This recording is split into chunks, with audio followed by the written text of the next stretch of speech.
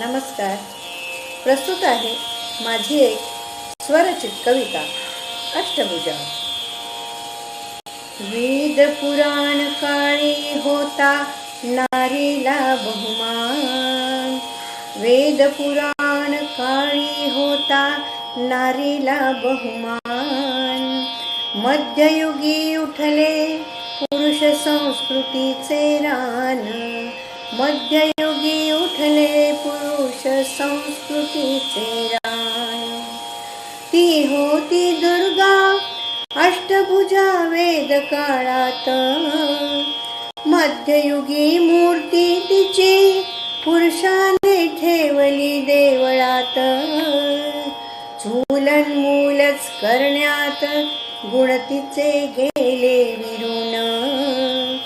संधी मिळू शकली नाही जीवनात भरभरून.